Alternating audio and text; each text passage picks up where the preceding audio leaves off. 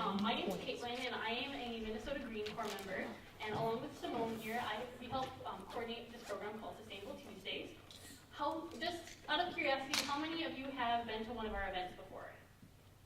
Okay, so we do have a lot of new faces in the crowd too. For those of you who aren't familiar with us, Sustainable Tuesdays is a very unique partnership between the Minnesota Green Corps, which is an AmeriCorps program, the Indigenous Environmental Network, the Rail River Folk School, and VSU Sustainability Office. So we offer programs, hands-on workshops, speakers, great panels like this, something different every single Tuesday. So this month's theme has been on gardening and food. And just earlier this month, we did a session on seed starting. Last week, we sent home almost 30 vermiculture bins with different families so they could reduce their food waste. And this week, we are really excited to be a part of BSU's Earth Week events. And we're even more excited to be tackling this very controversial topic. So there's a lot of confusion surrounding GMOs, or genetically modified organisms. Can I get a show of hands? How many of you actually know what a genetically modified organism is? Interesting. Well, then maybe I don't need to read this, but for those of you who don't know, GMOs, or genetically modified organisms, are plants or animals created through the gene splicing techniques of biotechnology, also called genetic engineering, or GE. This experimental technology emerges DNA from different species, creating unstable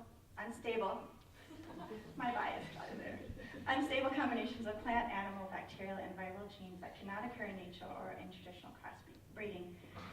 So my name is Simone Senegals, and as Caitlin said, we do Sustainable Tuesdays together every Tuesday, and we have lots of different topics. And this one's sort of close to my heart. I'm the Food Sovereignty Coordinator at the Indigenous Environmental Network.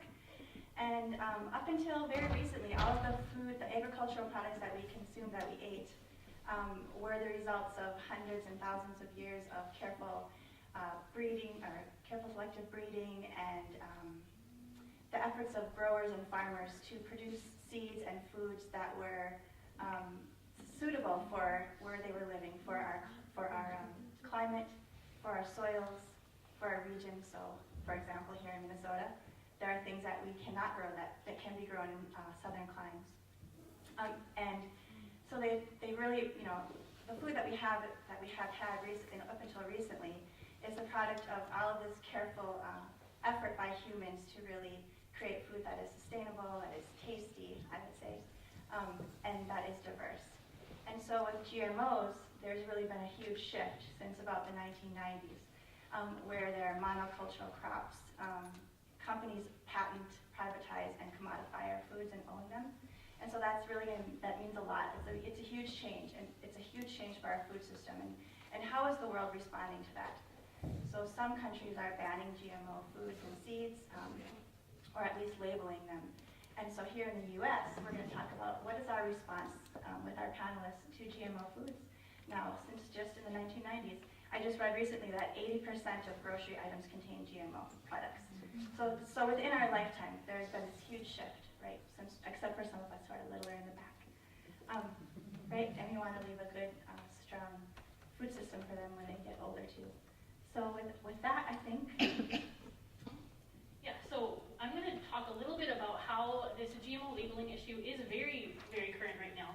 And there are actually two bills right now in the Minnesota House and Senate. There's House File 850 and Senate File 821. And these are bills that would actually require the labeling of genetically modified foods. So these were introduced this past fall, and they're active for 2 years. And so now is really the time to kind of be educating ourselves, educating our friends and family about what GMO labeling would mean for us. And so that's precisely what we want this panel discussion to address. And so we have 7 wonderful panelists here tonight, and we hope that bringing together students, retailers, farmers, scientists, consumers, all together in conversation will make for a great evening. So we're going to start by briefly introducing our panelists, then go through our first round of questions. We're hoping that the last hour of the program can be questions from the audience. So if you have anything you'd like to ask, just please save it to that point. All right, so way down on the end there, we have Trevor Smith and Zane Hensel. Both Trevor and Zane are part of a student group they're part of a People in an Environment class, which is a unique class that Bemidji State offers. And they have formed a group together with their classmates called Right to Know Minnesota Colleges for GMO Labeling. And they're working closely with Right to Know Minnesota to educate college campuses and college students about GMO labeling. And they've actually started a petition and have already garnered almost 700 signatures on it already, just in the week and a half that it's been out. And so they're here tonight to talk a little bit about their story. Next we have Lisa Weiskopf, who is the fresh foods manager at Harmony Foods Co-op, the kitchen manager, bee whisperer, chicken chaser, hobby farm woman extraordinaire, and co-founder of the Headwaters Food Sovereignty Alliance. No, Headwaters Food Sovereignty Council. I am a co-founder of that, but I am not used to speaking in front of groups of people. And imagine you all in your underwear is not working, that trick for public speaking. So, and next we have Cheryl Christosic, who is an organic farmer who has the Headwaters Growers Collective, Chill Creek Ridge, a CSA, Bemidji Choice Natural Farmers Market, and has been instrumental in really moving the food movement forward in our community and in the farm to school, a new farm to school project here in our area. And then we have Michael Kerr, another organic farmer, who's also part of the local farmers market. And both Cheryl and Michael actually joined us last year for the local producers showcase that was part of BSU's Earth Week event last year, so you might recognize them if you were there. And then we also have Wendy Greenberg, who is a BSU biology adjunct and a soil scientist. And last but not least, we have Jessica Salcedo, who is a mother. I just actually spent the day with her little boy, and he's awesome. I forgot how much little ones crawl around and want to eat things, so my apartment is was not ready for her son, so that was a very wonderful experience today. And is also the co-founder of the Rail River Folk School, which is where we actually usually hold our Sustainable Tuesdays, as most of you know. All right, I think we are gonna just kick it off with our first question, which is pretty simple. It's just, tell us about yourself, and why are you interested in talking about this topic tonight? And who wants to kick it off? Should we just go down the line? Trevor, do you want to start? Sure. And yeah, I think they should all be on. Hi, my name is Trevor Smith. I'm a sophomore here at Bemidji State University. My focus of studies is environmental studies, emphasis on outdoor education. I'm here tonight because I believe all citizens have the right to choose health and safe foods to consume, as well as transparency in the food industry. And in regards to genetically engineered foods being labeled, the biotech conglomerates, they've, so to say, they've taken that choice away from us. Right now, we don't really have that choice to know what's in our foods, or whether it's genetically modified or not.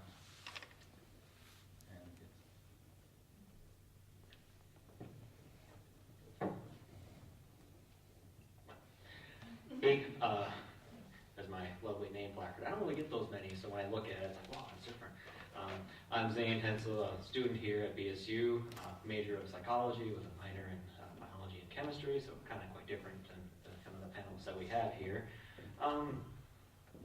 GMOs have kind of brought a lot of controversy and disdain somewhat in the community as well as in the national news media. I guess for me, my main interest into this is just consumer advocacy and rights to know. When you even just flip over your own soda bottle, your own food labels, etc., you see all kinds of ingredients, calories, fat content, etc. But you would think that something as simple as a little one-line sentence saying GMO or not would be easily included, but it's not. And so you would think that proper legislation would exist, and it doesn't. So, regarding the health and regarding the human concerns, it's up in the air. Now we have the tons of the science behind it, the backing of the yes or no, but my main point at the moment is just people should know. Regardless of whether or not if they believe that it's harmful or it is, they should have the right and the ability to know if it contains the food that they eat.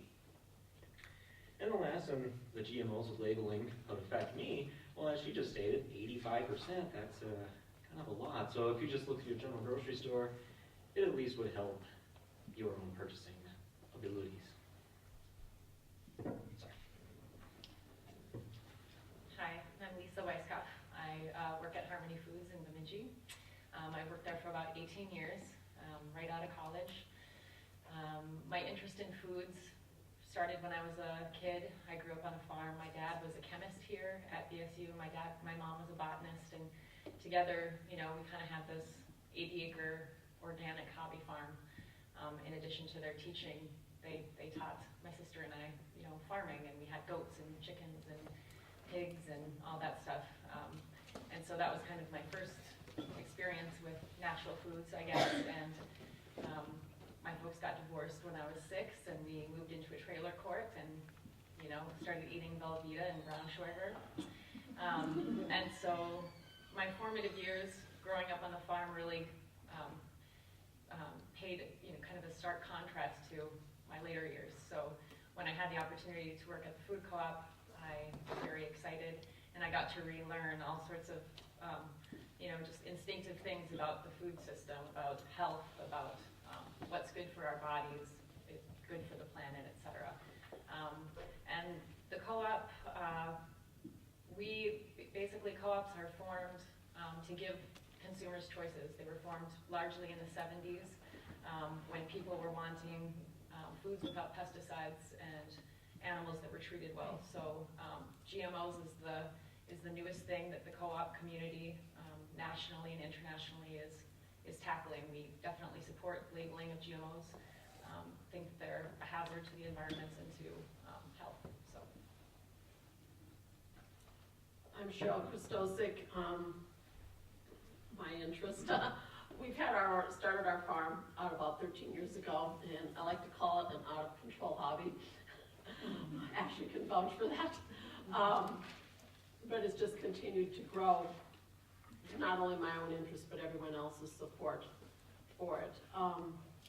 Ironically, how it kind of all started is my grandparents had a farm, and my husband grew up on a farm. On my grandparents' farm, I was only girl. There was a couple of boys, a couple of brothers, and a cousin that were boys, but no girls there to play with, so I would get bored of riding baby bulls and all these other things we did. Jump off barn roofs, wild adventures. And I'm bored, and I learned really quick that not to say that too quick. Go pick some beans, Cheryl, and take them to town to sell. So I picked some beans, put them in little brown bags, sell them to the neighbors for a dime or a nickel. It was really funny when we started the farmer's market. It was like, oh gosh, that comes full circle, doesn't it?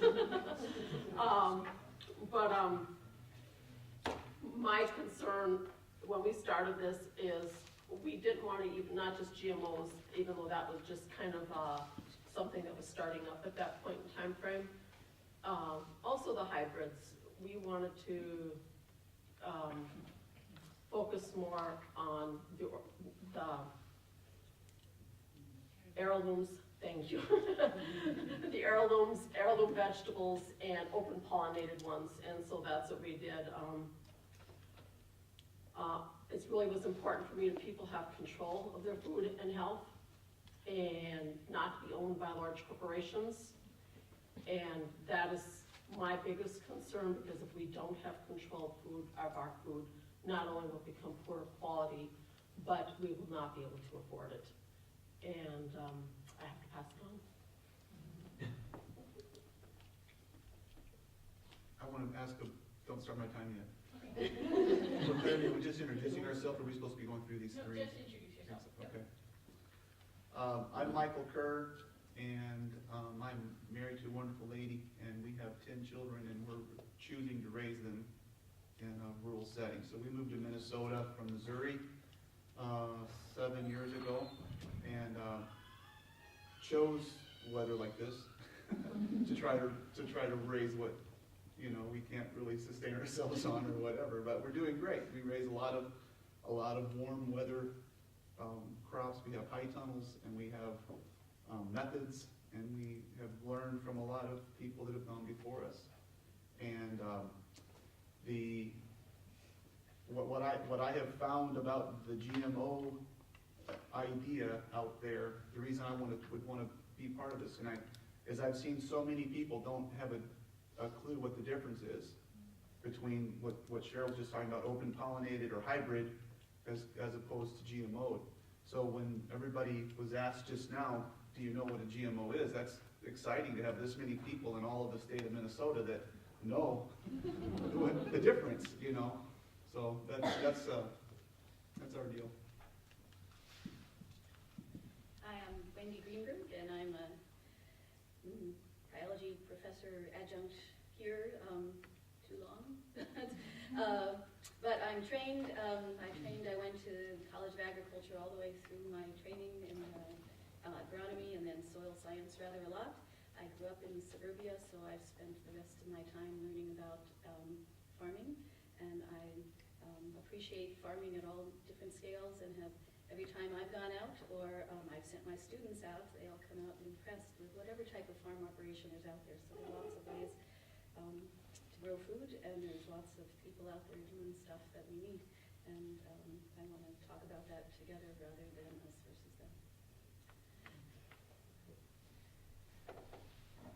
My name is Jessica Salcedo, and as Simone mentioned, I'm one of the co-founders of Rail River Folk School.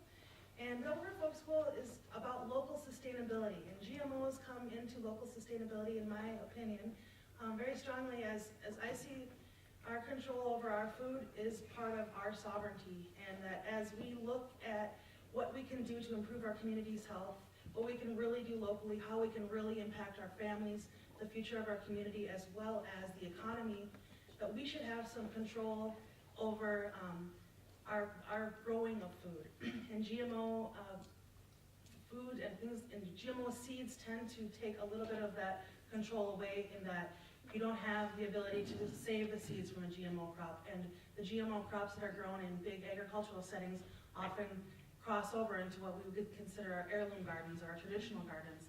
And that alone is an argument enough for me to really consider this an important topic.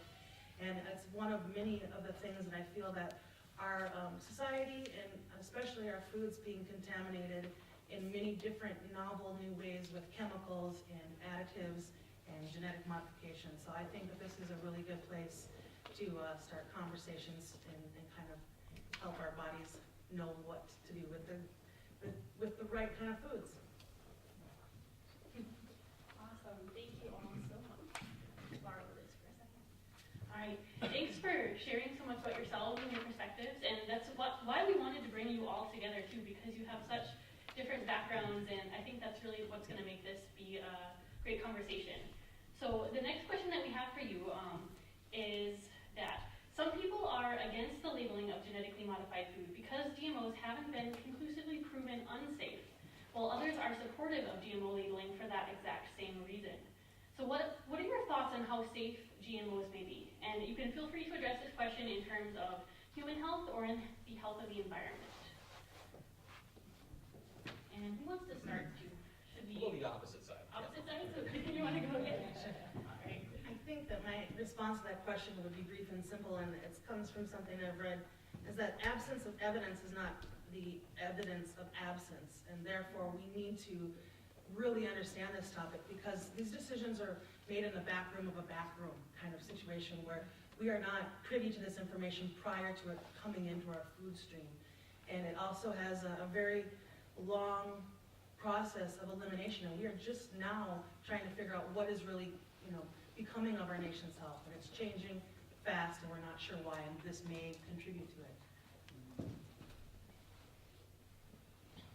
I'm trying to take on the question. You have to tell you that my mother is a scientific editor, so I tend to edit science. So I think what you mean is some people are against labeling because it's not proven unsafe, and some people are supportive of it because it isn't proven safe. Is that right? Yeah. Right, so it's not because it isn't proven unsafe, which wouldn't be objectionable if it was. Then we would have a whole different discussion if it was proven unsafe. And I think there's just a lot of unknowns, and the big distinction between many years and recent decades even of intensive crossbreeding and the current situation of genetic modification, in which we can take gene sequences out of something that's not even related to that organism and put it in, is now a different mismatch. And also the reproduction of these, they could if they weren't designed not to reproduce themselves. But we also have we're sort of running the experiment, whether we want to or not, out in the real world, because things like genetically modified corn, it started with, I don't know if it's much easier to make genetic modifications on dicots, plants that have things like tobacco, tomatoes, things like that. That's what it's called. Started with, but because corn and soybeans, especially corn, because corn as a monocrop is so prevalent in terms of growing, they worked on that also.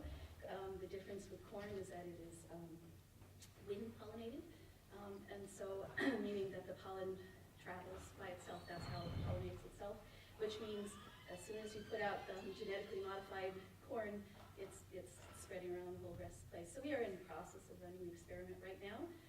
Something's good coming about it. If you compare BT corn, which doesn't need as much insecticide as non-BT corn, which needs to be sprayed, then there's how much of what is out there, but at least when we spray, it's not pollinating other crops. So there's a lot of issues, and I personally look at a lot of the issues related to environmental issues. We also have, technically, when you plant genetically modified crops, the farmers are supposed to plant 20% of the non-modified crops nearby to reduce the possibility of developing a large population of resistant pests, except a lot of people don't, and that's not very well monitored or regulated, and therefore we are developing resistant pests, just like we have resistant pests to any chemicals that we put on. So we have similar issues. We have been recently doing all kinds of things in the last few decades, and this is just another step. And so we have issues with BT just crops and with other crops, just like we have issues with many other processes and chemicals that we need to look at. The biggest concern I have is how tightly controlled the people who are producing and patenting these are not allowing for outside people to test, and that is as a scientist a concern for me.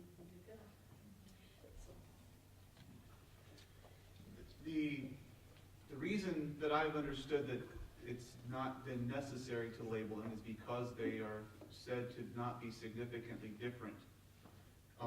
However, they can patent it, and they can trace it, and it can, the pollen from that corn can corrupt other corn, and then they can find it in that cornfield, and then they can own that crop, and that's very significant, and it's very different.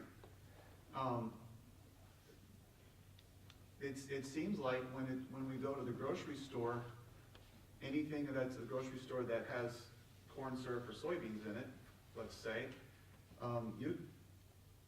whether it's labeled or not, we already know that it's at least 80% is GMO. So if you see it that says corn syrup or corn anything, corn flakes or... Unless it says organic corn. Yeah, but a lot of things don't. Don't say that.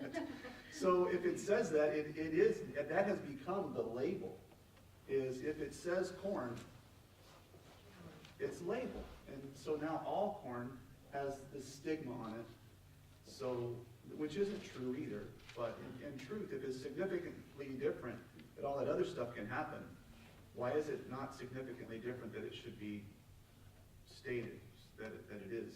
So that's my perspective on that.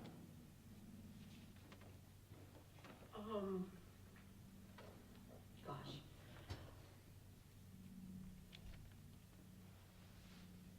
My biggest concern, I think, really, I'm concerned about all of our health, but back to the ownership of our food, the California's law did not pass for GMO labeling. Monsanto and the other companies, like similar companies, spent over $50 million doing that, and to oppose it. And why would they do that if there wasn't money in it for them? Because then they will own the food. One of my favorite examples, and this is back to hybrids, because hybrids also do not seed true when you plant them. And when the Soviet Union broke up, and there's a lot of us in this room that are old enough to remember it, there should have been mass starvation with how everything was, what was all taking place there, and there wasn't. Because people had their gardens, they saved their seeds, and were able to provide their own food through that difficult time. some of the best seeds we get, whether they're an heirloom or just an open pollinated that's a newer variety, come from the Soviet Russia, what is Russia now, and a lot of them are northern varieties, so that's advantageous for us. But with those big corporations owning our food, that is a big concern, I think, for all of our futures, aside from our health. The health is an important issue. All of Europe does not allow GMOs, and 50 other countries in the world don't. There's a reason for it. Yes. As much as I would love to talk about vertical integration of industrial agriculture, I think I will focus on the health first, and then maybe I'll go to vertical integration. You know, Harmony, working at the co-op for 18 years, I've seen a lot of people more and more recently who have had allergies, food allergies, hidden food allergies, things that are going on with their bodies that they don't really know, the cause of. Doctors don't really know the cause of. And I'm going to suggest that genetic modification plays a role in that. Obviously, other things do too, other persistent organic pollutants that are in our food system, but I believe genetic modification plays a really big role in that. For instance, I'm allergic to wheat gluten, and how would I know? Because things aren't labeled, how would I know that something doesn't have a gluten protein in it? Maybe even a tomato or whatever. And I think it's really important for people to have the choice to know those things so they can take care of their own health. And as far as the environment, as Simone alluded to, I'm a beekeeper, and bees are our source of agriculture, really. They pollinate, I think, 40% of our crops. Northern beekeepers, like from Minnesota and cold states, we send our bees to California and Missouri and places that have nut crops and fruit crops because bees pollinate. They're crucial for our food supply. Genetically modified organisms also, we don't know how they're going to affect bee populations. Again, it was it's a possibility as far as colony collapse with the beehives. And monarch butterflies, because of the corn, which is wind pollinated. Corn and milkweed are similar genetically. So when GMO corn was cross-pollinating with milkweed, there was a huge die-off of monarch butterflies. Again, pollinators. Pollinators we need to keep our agriculture going. So that's just the environment. And then I know my time's up, but just the vertical integration thing. When we talk about the ownership of the food supply and food sovereignty and kind of taking control and being, participants in what you want to eat. For instance, Monsanto, they own, let's say, the soybean. They elicit a farmer to grow that soybean, and then they sell them the Roundup Ready pesticide for that soybean.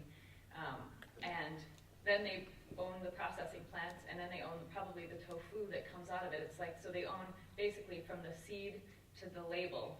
And that kind of vertical integration, especially when the people that are doing this are trying to obscure what's happening by not labeling it. And if it is safe, why not label it? So anyway, more on that later.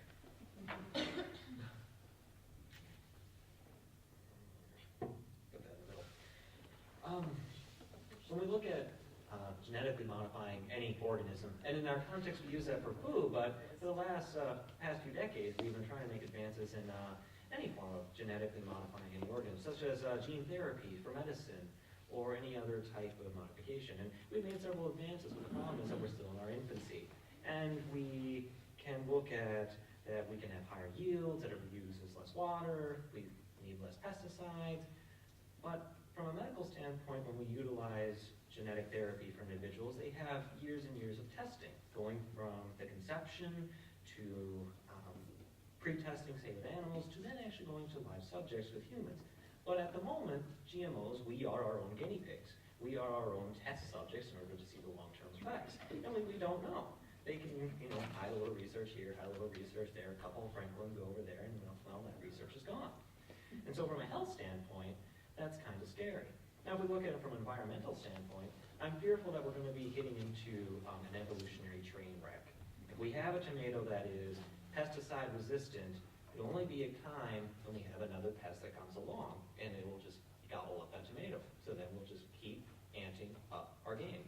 Already in the medical field, we have bacterial strains that are resistant to penicillin. We have MRSA, the scary MRSA strain that is almost resistant to any antibiotics that we have. We're already kind of creating this environment that we are already getting to this train wreck of us being able to try to compete against nature versus working with nature. Yes, my main concern is the human health aspect.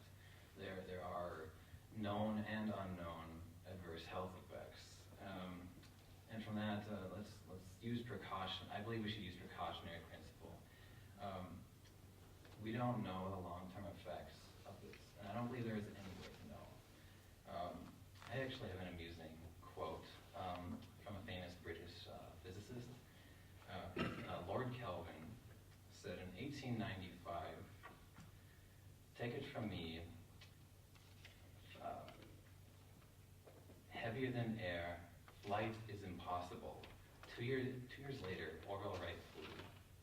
He didn't know, and I don't believe there's any way any scientist could know and peer into the future. In this regards to GMO, I don't believe there's any way to know. And adverse health effects, known and unknown, I don't think we should risk it.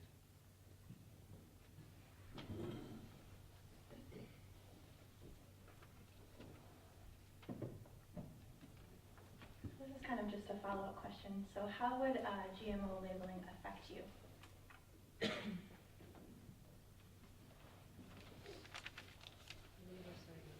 Great. Yes. How would it affect me? I think transparency. I love transparency and everything. I mean, so if I shop at Harmony, and most of the stuff I buy is organic. And yes, and so USDA's stipulation of organic is that is not genetically modified. So that is a way that I can do that now. But sometimes that's a little expensive, and I can't always afford that. So yes, how would it affect me? Yes, I could. If something was labeled correctly, then I could purchase that product and enjoy it.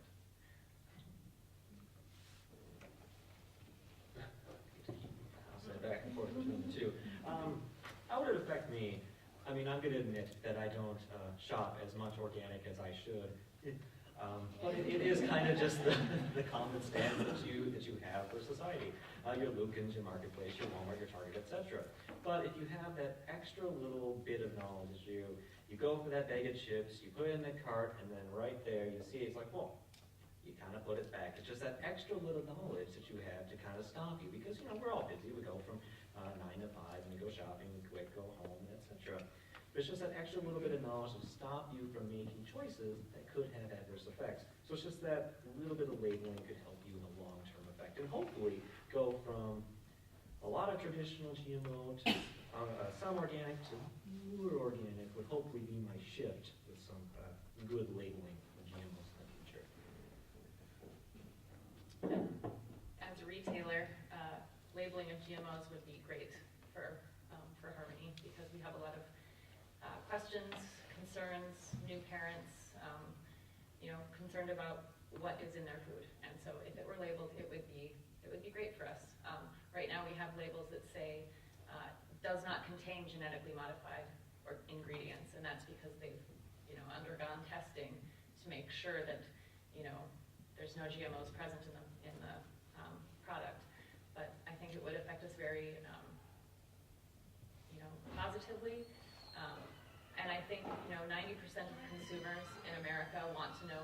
They want labeling because they are skeptical that GMOs are safe.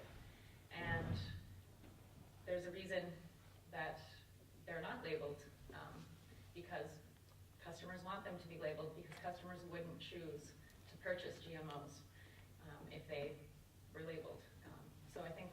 nature of the conversation is, clearly, Americans want GMOs labeled. Clearly, there is some controversy as to whether or not they are safe. Should they be labeled? Yes. There's really, you know, it's a profit-driven industry, genetic modification, and I will say, as far as yields go, organic agriculture, when you have a closed system where all of the inputs are on your farm, you don't have to go for fertilizers to pop up your, you know, kind of like your crops that aren't fed well. You know, you have a closed system, and you can get, I think science, and maybe you would know as much about this, but science has shown that organic agriculture can yield equal to or more as some GMO crops. So I think that's the way to go. I'll start with her take on that in reference to the science and the yields. There are farmers who are organic that work with their soils very closely in the nutrients in the soils, and they do not need as many pesticides. Well, they don't, because they're organic, they aren't using pesticides and herbicides, but they don't have as many problems because the plants are healthy to begin with. They have a certain amount of ability to combat those challenges the plants face by themselves if they have the nutrition and health the plant needs. And they're finding that to be very true, and they have much larger yields than the conventionally grown agriculture. Personally, one of my own effects that I have a concern about is something she touched on earlier, is the food allergies, and something we've seen in our family and so many people that I know and customers we see at the farmer's market. And the most common ones are the wheat, the corn, and the soy, and also, of course, dairy. And I've had my own experiences with that. The corn and soy are the most common GMO out there, and so many people have food sensitivities to those and don't even realize it. The wheat, the one thing about that I wanted to mention, because it's the wheat allergy that we're seeing so much of over 100 years ago, the diversity in our wheat seed is not the wheat seed we've eaten for thousands and thousands of years. It was bred to be very different than it is now, and it's really not what our body was designed to digest, and that's one of the reasons we're seeing so many allergies with it. It's something that's very different than we've had for thousands of years. The sign didn't even go up yet. There's this question, how would the labeling of GMOs affect you? Well, I'm certified organic, so on my farm it's not going to affect me in that way. Probably in selling our food, it would be helpful. We already pay a big price difference in purchasing our seed to make sure that we have organic and GMO-free seed.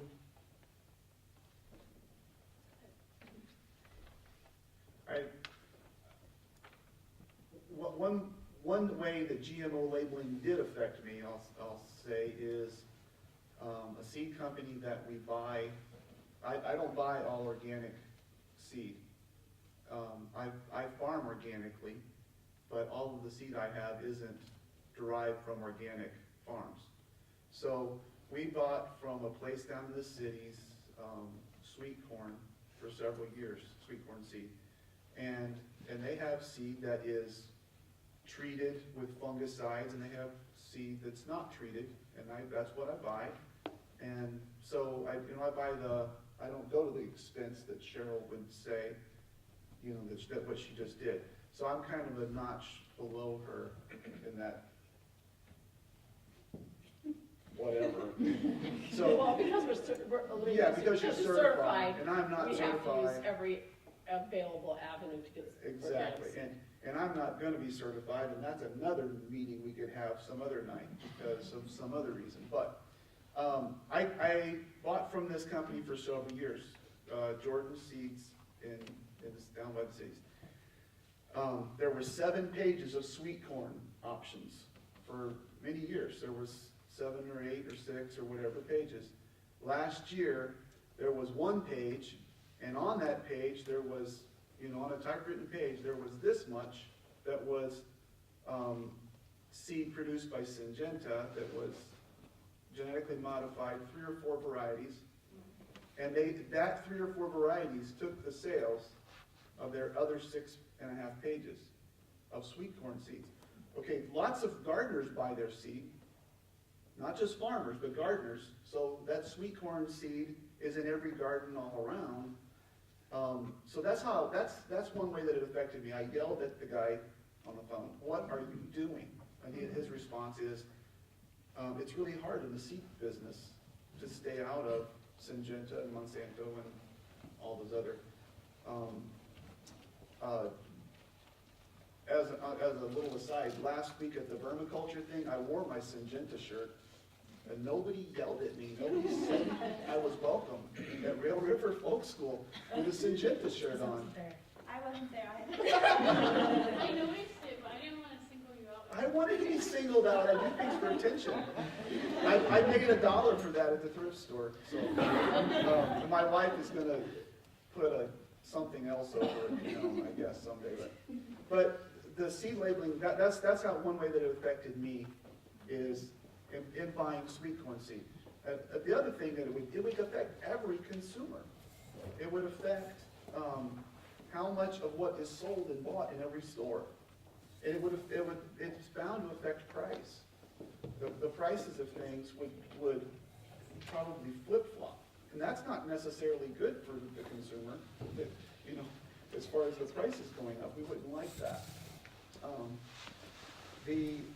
Another label that I'd like to see is on the farm. When I'm driving to my house, I see a couple of farms that say, "Do not spray organic farm."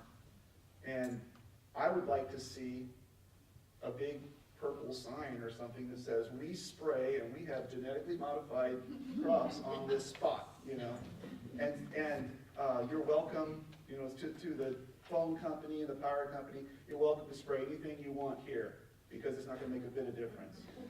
But instead, we have to be vigilant in the summertime to run out to the street and make sure nobody does anything wrong. A couple of years ago, they sprayed the trees, way up high in the trees, with herbicide to kill the road ditch stuff, but they're spraying it way up in there, and it arched over the fence and took out 3 rows of seed crops that we grow seed crops for Baker Creek Seed Company. And it took out 3 rows and just, wilted them to death. So there's no labeling on that. All of those other things, it's not, the labeling I want isn't just at the grocery store. I'm done. Well, I'm not producing any seeds, so I don't know. How would it affect me personally in terms of how I shop? Not at all, because I'm a cynic, and I just assume everything that's not labeled organic has GMOs in it. And I'm right 98% of the time, so I'm feeling good.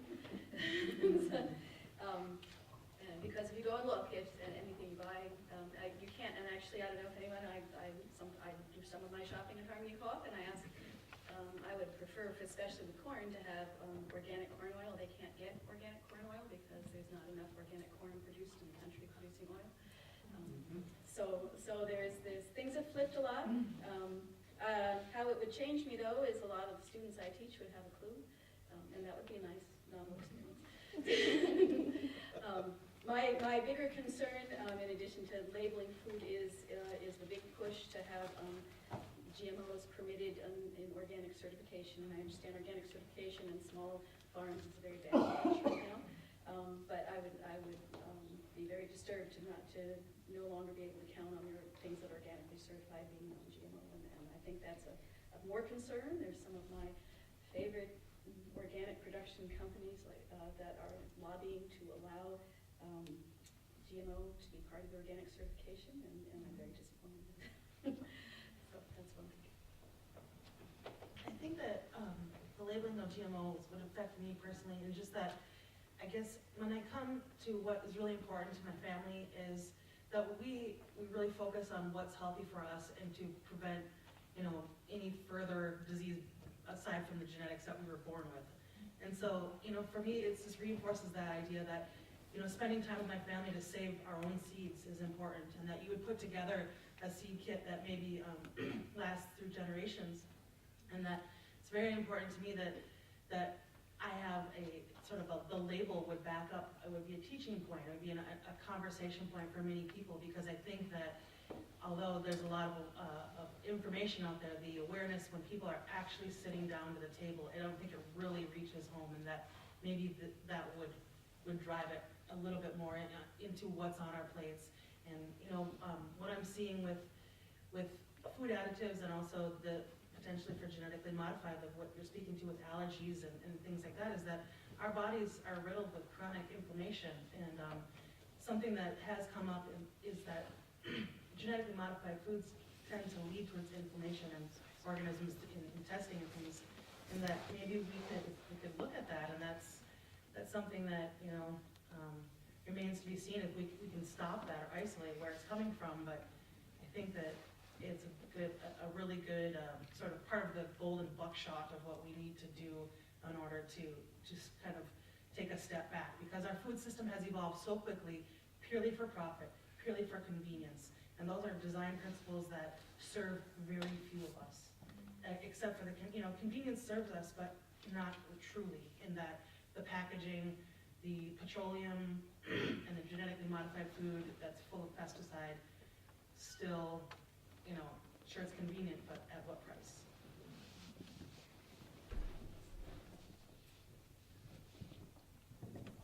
All right, thank you all for your great responses.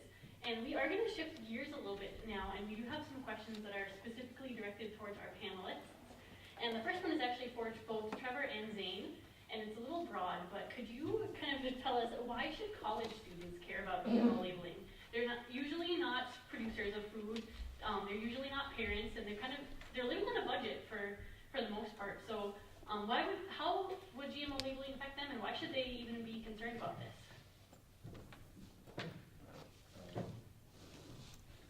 Why should college students be concerned? Well, I think why should anyone be concerned? Yes, because of the health effects, because of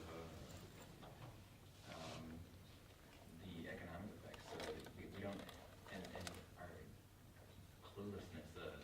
Students don't. We don't have any. A lot. Okay, so today I was sitting and tabling, and so tabling in the lower union, we sit there and try to get. We have a petition right now in the Facebook page, so we're trying to get people to sign up and get interested. And my first question would be to ask them, do you know what a GMO is? It wouldn't be to sign my petition, this or that. First, because I would need to know if they knew what a GMO was, so I could know where to start to discuss the topic that we'll discuss next with them. And to my surprise, or not to my surprise, many of them did not know what it was. So yes, students, everyone, although this room was had a different response. Most people knew, but I suppose that's why you came. Yes, so I feel students, everyone should be more informed on the topic, and yeah. Oh yeah, sure. Move this back and forth. For college students especially, we're in this kind of a crisis of our formative years, if you will. And I'm not talking physically or mentally or even psychologically. I'm talking about us as consumers, as us as buyers. And when we're in high school, middle school, we don't really buy things. We may buy a pop, we may buy a movie ticket, we may even buy gas, but we're not out in the real world that we are now, with bills, with rent, with food that we have to purchase. And so if we can get the incentive for individuals to understand the labels, actually understand the chemicals, and understand the difference between GMO and not GMO, then we can set the behavior down in order for them to continue making the right choices. Now, I'm not saying that those that have been buying one way are doomed forever to be like that, but behavior is kind of a tricky thing to change. And so I'm just merely saying that if you can start it right and get them to know that within our own formative years, that we can make the right decision early on.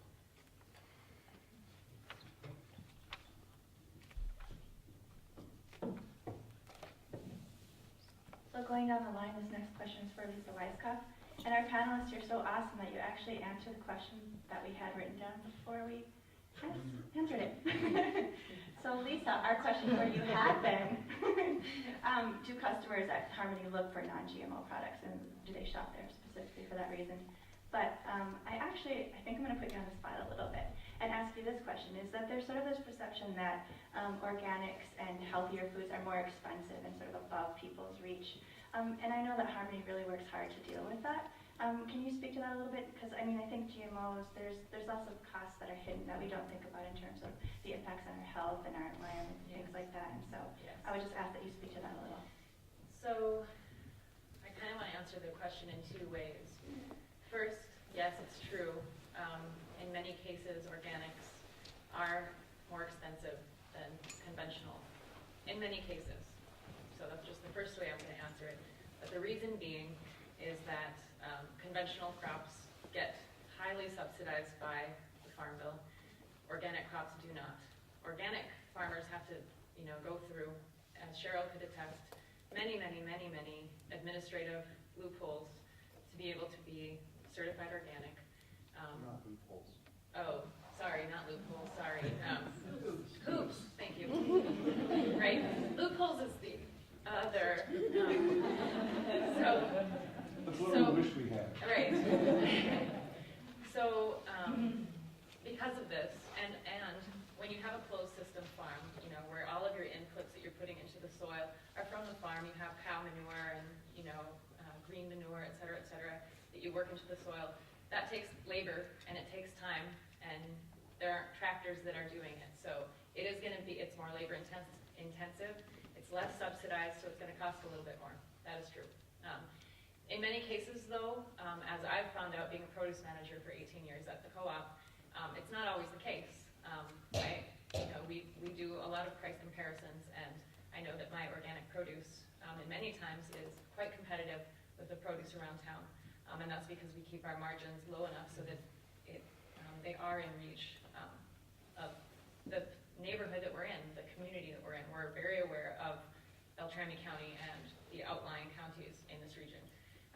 Second thing, buying in bulk, where you're not paying for the packaging and you're not paying for the processing. You actually buy the rice per pound and you put it in a plastic bag and take it up and weigh it. It's a lot cheaper than buying a 16-ounce bag of rice that's been, advertised on TV and shipped and, packaged, et cetera, et cetera. So there are ways that you can balance cost by shopping smartly. So you just kind of look at, putting together a meal from scratch. And I know that's something, it's not convenient. We do have convenient foods, but, you're going to pay more for those if you want organic, convenient foods. But if you're, really wanting to change your diet, you can do it. It's not out of reach. I know that, there's oatmeal, spices, all kinds of things that you can buy in bulk. So I think that's that answer. Then my question was, how does Harmony approach GMO labeling when it comes to stocking products in our store? And do we see customers looking specifically for non-GMO products? The way that Harmony sources our products is we obviously go organic as much as possible. We go local as much as possible. And when we do have local suppliers, we have them sign affidavits. We do farm tours so we know the methods that they use to bring that crop to us. With meat and dairy, because we haven't really talked about the growth hormones in meat and dairy, and those really are, dangerous because they're fat soluble. They stay in the fat of the animal. They stay in your fat. They bioaccumulate, so we source maybe not necessarily organic cheese, but RBGH-free cheese. So we have a choice, there's organic cheese and there's RBGH-free cheese. So there's a little bit of a price choice with that. And as far as consumers looking specifically for non-GMO products, yes, absolutely. I think more and more people are becoming aware of the health concerns that are related to GMOs. So, time's up.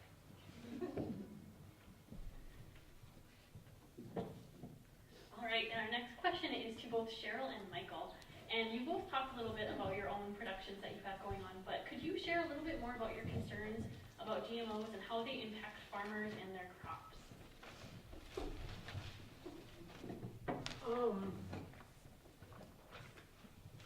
Not only farmers in our country, but in other countries have been impacted by GMOs in one very big way, and that is that Monsanto, they will be growing something that's not a GMO, and the pollen from the corn, is a perfect example, will blow into their field, and then they have, all of a sudden, they've got a GMO crop.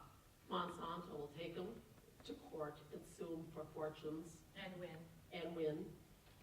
These farmers not only have paid a lot of money for attorneys, et cetera, they lose their farms, and guess who buys them? Big farmers, Monsanto, and Syngenta, all the other, their cronies, shall we say. Pardon me? Devils. The devils. That's my favorite one. Yeah, they are. And another example I want to give is one that's, my son brought it to my attention a few years ago. And in India and other countries in the world, Monsanto, especially the Syngenta, they will go in there and they will sell farmers on growing a different type of product, whether it be a grain, corn, and rice is a real popular one in other countries. They will grow these different breeds that they haven't had in the past. Before they've saved their seed from year to year, that's been passed down throughout history. And they will require special chemicals and pesticides and equipment. They will go into debt for that to have this, and then they will not get the production that they expect or were told, shall we say, they would have, and then they're in debt to these large corporations like Monsanto. And in some of these countries, that is culturally not acceptable. Commit suicide, and this has been very prevalent in other countries. Rice is one that I always am concerned about because we have our own native wild rice, and I know the Native American community is very concerned about it. It's one of my favorite foods too, so I wouldn't want to lose it. To be able to eat that myself and to be able to have the rice that's been here for thousands and thousands of years, to be able to eat that.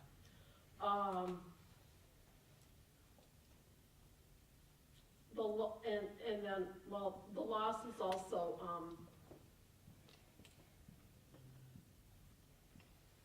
the loss of our seeds and the diversity of those seeds going forward.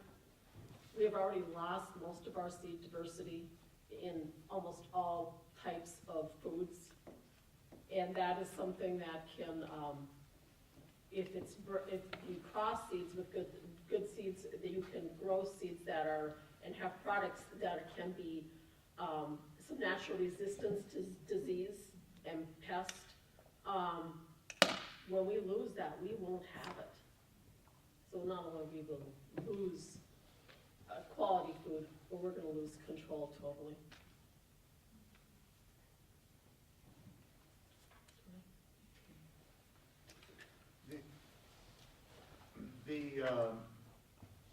The closed farm that Lisa was referring to earlier, we do a little bit of what's called biological farming, and that's taking care of the soil. So you start your farming practice, with the worms, and that's why worms are very important. Now, not the worms that we did last time, but those are very important worms. But the real worms that are really important live here. They were here before us, and so feeding the worms, and then that all of that nutrition is built up in the soil from the ground up, and that is a significant thing. If I go, we have bees, we have goats and chickens, and we have in many ways some parts of a closed system, but we can't raise enough hay on our land to feed the animals that we have, so we have to go elsewhere and buy hay. This year, that is dreadful to find hay. So we're buying hay from just about anybody that will sell us any kind of quality of hay that we can get to keep our goats going. And it's not going well. So we are forced this year to bring in hay from elsewhere. Much of the hay, now cheap hay is not GMO'd, but much of the hay that's grown north of where we live is GMO hay, alfalfa. And if I bring in a GMO crop in that abundance onto my land, none of it ever leaves, because I keep the manure, I compost it, it goes into the soil and all that. So I'd rather buy junk hay that came off of a junk field that was full of weeds and deal with that for the next 10 years than have GMO, really high quality alfalfa hay coming in, because at least I see the weed, at least I see the problem that's there, and I don't see the other facet of it. The biological part of it is handicapped when that's the only choice I have. So the great good that I'm trying to do is lopped off at the knees.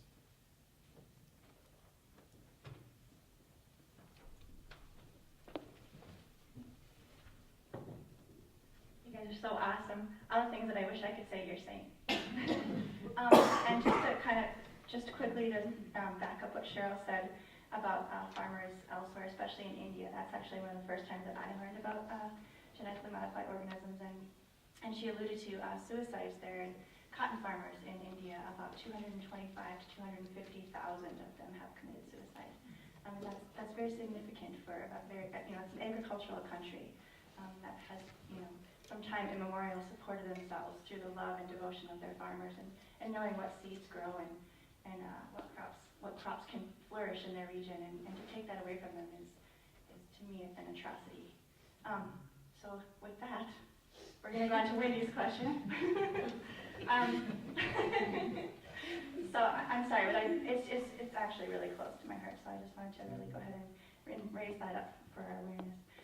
So Wendy, what can you share with us about the science of GMOs? And what does genetic modification do to crops and the soil that they're grown in? I've got 3 minutes. This is the perennial challenge of a scientist. Go ahead, tell us how it works in 3 minutes. And so we can all understand in later. So that we can all understand, but don't leave anything out. So the basic process of genetic modification and the basic distinction we for decades, centuries, millennia have been breeding, domesticating. We'll stick with plants here. And so indeed, the crops that we grow on are distinct from many original wild origins. And one of the things I'm interested in is where are the original wild origins? And we are actually home to corn. Is a North and South American continent crop. And then many for many decades, then plant scientists, crop scientists have been very deliberately crossbreeding and breeding for whatever they favor process they want. So if you want to favor a variety that does very well with extra nitrogen fertilizer, they can breed for that as well. But still, it's all crossing with other corn plants, with other things. It's not anything that only can cross with things that are the same species that will interbreed with it. You're having only genetic material that is from corn, and whether you're picking things that favor one trait or another, it's still only corn. And for a while, the pre-GMO corn we'll stick with, there was what farmers would say, I'm not growing corn, I'm growing hybrid. I don't know if anybody was around for that period of time. Hybrid being a specific genetic, so we had a specific cross that had specific traits that was very similar, but it wouldn't breed true. In other words, if you saved the seed for that and replanted it, it had a lot of genetic diversity in there, and it would be a second generation or third generation that wouldn't have the same traits as that first generation of children, right? So you could save the seed, but what it also saved, intentionally or not, was a lot of genetic diversity. Now with genetically modified organisms, the whole point is to get them as genetically similar as possible. So the process starts with actual gene splicing, and so there's other terms that are transgenic, DNA recombinant. I don't know if you heard some of those terms, and those are all referring to the same process, where you're actually taking little pieces of genetic sequence. Remember GNA, the double helix, right? People have seen pictures of that, right? A double helix, two, yes, right? For which the woman, of course, never gets credit for. Anyway, that's another issue. So the idea is there's pieces, and now there's systems whereby they famous one everybody remembers is the fish genes going into the tomato, which they're not doing anymore.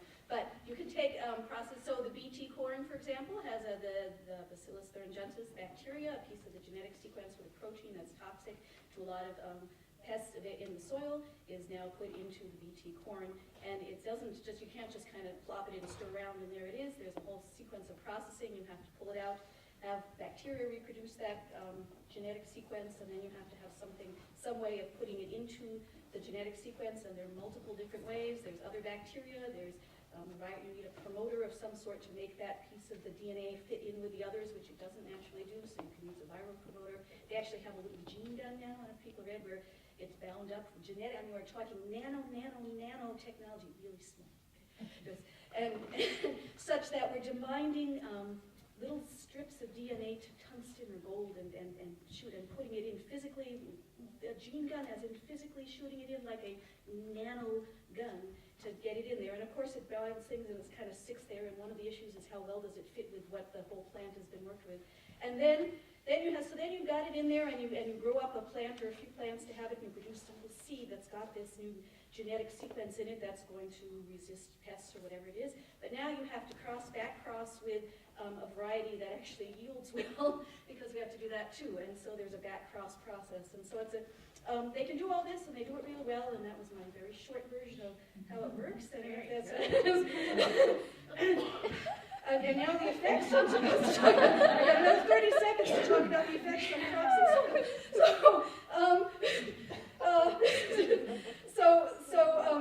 The first and foremost is we have now very, very, very limited genetic diversity in there. So we have not exactly clones. I mean, people think of like, they have the Franken tomato, right? And it's not Franken corn in that they're all, flip the switch and the lightning strikes and we have a living corn plant, right? They are genetically extraordinarily close, and therefore we have an extraordinary loss of genetic diversity in the process of only planting these. And then there's the little ethical question that Monsanto or whoever owns everything, you can never plant your own seed. But that's not an environmental or scientific issue, that's something else. But there is, so what we've lost is our genetic diversity by several orders of magnitude. I don't know if anybody saw the National Geographic. I'm a big believer in National Geographic, good science there. They did a few years ago, they did a food issue, and one of the things they had was this fabulous picture of over the last century, our decrease in how many varieties of any of the standard crops, tomatoes, a suite of maybe 20 or so standard crops, and we have dropped in order of magnitude. We've gone from 300 varieties of tomatoes to 70 or 80. We've gone from 250, 300 varieties of corn to 1,000. And so we're losing our gene bank, and then the whole big question of what's the problem of losing your genetic diversity? If this stuff is doing well, who cares about anything else? We don't know what diseases, what drought resistance, and this is how places around the world, our whole survival depends on having a variety of genetic modifications so that we can adapt to whatever. And so that's a huge consideration. And then there's the issue of changing resistance, whether you're using a pesticide or whether you're using a pesticide outside of the plant or pesticide inside of the plant. We have pests that build up resistance, and we are in the last 5 years, the corn farmers in Iowa have started to report that the BT corn is still getting chewed on starting to get chewed on by the rootworm. In the last 6 months, Monsanto finally admitted that corn farmers in Iowa might know something about their own corn, and that actually maybe that's really happening. and so we're just getting resistance, and the same thing with the Roundup Ready. That's the other really popular. Roundup Ready soybeans was first, and Roundup Ready corn. Roundup is glyphosate. It's an herbicide.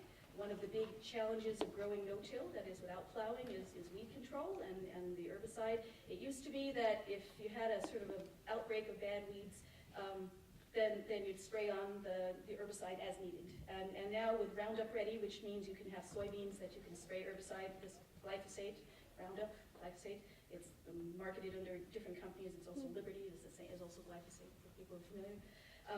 So now you can simply spray the glyphosate, Roundup, Liberty, whatever you want to call it, even if you don't have a weed outbreak, because the crop won't die. And so instead of using less of the herbicide, we end up using more of the herbicide because they spray it whether it's needed or not. And guess what kind of weeds we're having come up? We are now having glyphosate-resistant weeds coming up, and any minute now Monsanto is going to concede that. Okay. We have a question now, let's answer. May I ask a question?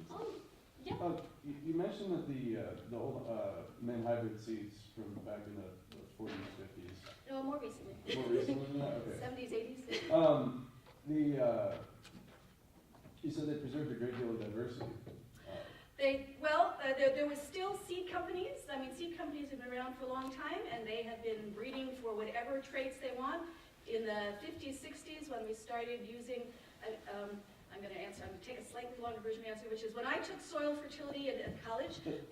my soil fertility professor, who was not Mr. Organic, everything gung ho, he said, when I was a kid, everybody grew organic because that's all we had. Turn around in the 50s and 60s, and we had a lot of pesticides, fertilizers. We had the process that allows us to make nitrogen fertilizer, and suddenly we wanted to develop a lot of varieties that could make good use of that fertilizer, because not all varieties are tuned in. But in the process of doing that, they had to crossbreed a lot of things, and still didn't lose that genetic variety. So is that partly answering your question? I'm wondering is it possible to recover any of those old genetics? Well, we do have, nationally and internationally, there are seed banks. Okay. And here's the other potentially evil thing out there, which is that there are seed companies who are trying now to patent seeds from seed banks in addition to the genetically modified seeds there. And that's an order of magnitude more troubling to me than anything else. So how about someone that has a handful of seeds from the 50s? If it's still viable, go for it. And grow them so that you can save them and pass them. Yeah, go forth and multiply. All right, thank you so much, Wendy. We didn't mean to put you on the spot with all of that, but I think that's really great for all of us to hear that scientific background. Good for you too. You're relaxed now.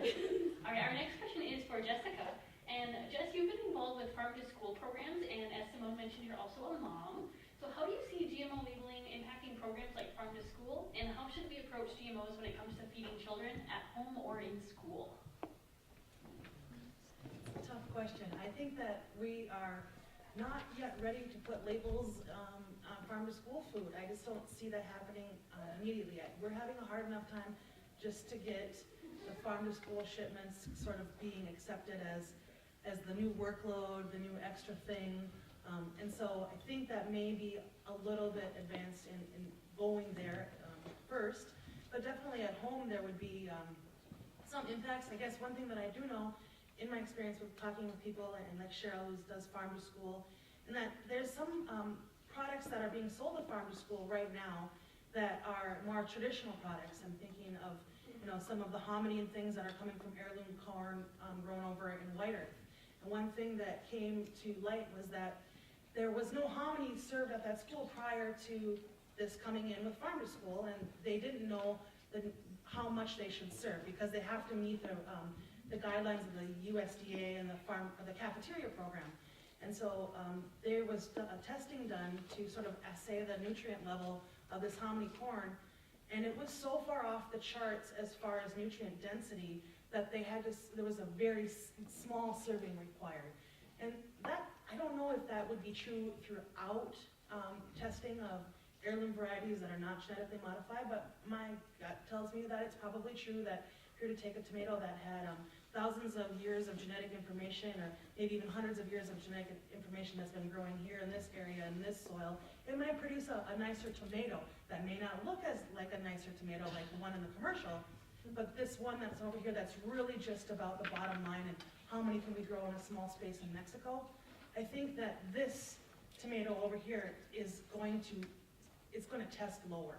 And I could be completely wrong, but I think that's going to come into play as well. Farm to School is going to be addressing the change of the regulations at the federal level for what is on that tray as far as colors, and the colors being indicators of nutrients as well, and that you can't serve a vegetable every day of potato because it's just starch and the nutrients are not there.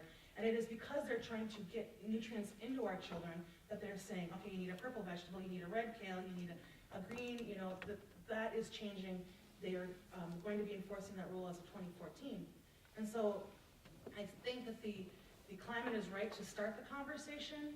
I don't think that you're going to ever allow, our budget will never allow cafeteria food to become fully organic, fully GMO free, and in all of its glory. I think that it will be a combination and awareness raising gradually that will get parents involved. And as a mom, I know that some of the most passionate people who have done the most for the foods movement in general tend to be moms, because they absolutely cannot stand the idea of some of this stuff going into their children who, I mean, technically you're born into this world, and most children are already inundated with over 100 chemicals that are persistent in our environment.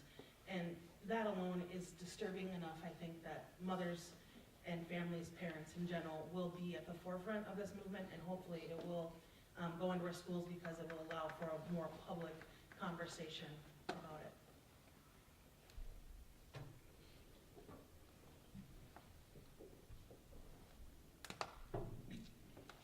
Thanks, Jess. And just thinking about that, if moms control our food system, how different would it be than corporations who are controlling our food system, right? And thinking about those questions. And actually, Wendy kind of alluded to it. Another thing that I was wanting to bring up is this idea of patenting of seeds and kind of who is owning life, right? And who is controlling food and who is controlling our seeds. And when it's corporations, we know that their bottom line is profit, and it's not the well-being of us and health and our children. So moms, that's what we need, more moms in control. So we had one more question that we were going to ask, but I think that the audience is probably ready to throw some questions out, and so we really want to kind of start the dialogue between our audience and our panelists. Unfortunately, these microphones are not cordless, so if you can speak loudly, and if we knew to you, we can repeat your question on the microphone if you're not loud enough. Ashley? I guess I'm going to land on the side of devil's advocate a little bit in questioning whether or not the general public is really going to make a difference with labeling to the general public. So I think the physical act of putting a label saying either it's non-GMO or has GMO shouldn't be anything that's more costly for the company. I think Monsanto and other companies put up a fuss because they're afraid that their customers will see this and think something's wrong with it, going back to whether it's safe or unsafe. So I think the average person, I mean, a lot of you seem surprised that there are a lot of people in here who knew what GMO were. And I'd be the same. I don't think the average person really knows what GMO is. I think when it comes to folks, at least in a lower income bracket, in some kind of a food budget, they are more drawn to what the price is rather than what's in it on labels, unless they have some kind of a health reason that they need to pay attention to that. So I was kind of wondering if anyone wants to kind of comment on how much it will really affect consumers, and whether or not there should be some kind of a education campaign in conjunction with the labeling to bring attention to this. Before we have the panelists answer that question, can I just do a test of people? Did everyone hear that, or are there some people who didn't hear that? Okay, good, so we know. So I guess I'll take maybe a first stab at it. There has been polling done of, across America by things like the Organic Consumers Association and other consumer advocate groups around the issue of genetic modification. And when it's explained to people that were taking the polls, 90% of them said no. I want to see a label. And also, there's the European Union. They don't take any GMOs. And that causes controversy for American crops who want to send their crops overseas. So there's kind of a worldwide, at least let's just say in Europe and many other countries, there is this knowledge that GMOs pose a threat to human health and the environment. And I think if products were labeled.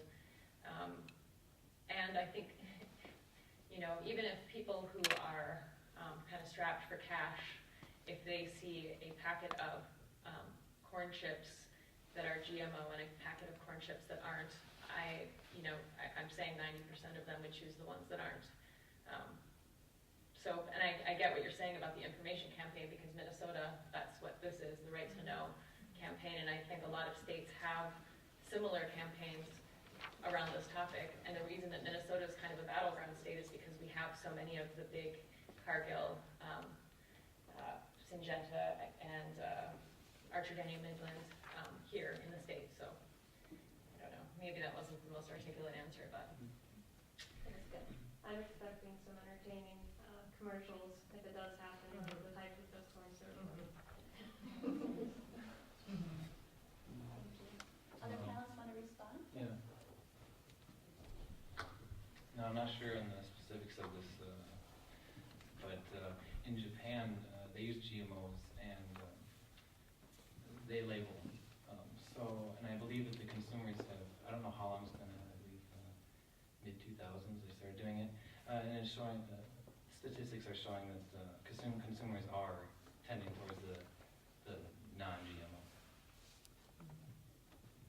Other panelists want to respond to that? I just want to respond about labeling. That's not, okay, we'll just do this again. So, we had a similar issue when they had nutrient labeling that was mandated. It was going to cost much money, and who's going to read that anyway? And yet now it's standard information, and just because every single person doesn't go and read it on every package, like me, doesn't mean that people don't read it and aren't more informed about it and at least know where they can find it. So it's really taken off, and I think that if in advance we don't think a lot of people read it, just people will get used to it being there when it's there. And the other thing I think we do need to be careful to not conflate income level with desire to have an understanding of your food. So those are not correlated necessarily. I see that at the farmer's market. It really has very little, I think, to do with income, but more it has to do with the priorities they have and the knowledge they have so they can make that decision. And I shouldn't even say knowledge, but the information. Access to accurate information and not being fed propaganda. I think Sam wanted to respond. Yeah, I can just quickly piggyback on some of the things that were mentioned here. I think there are two main significant problems that were arising. One isn't necessarily the idea of having the public know about GMOs, but rather the apathy of what they know about GMOs. I mean, I could show them a bag of chips and say, do you know this probably contains GMO? It's like, well, I know a GMO, but I still like Doritos.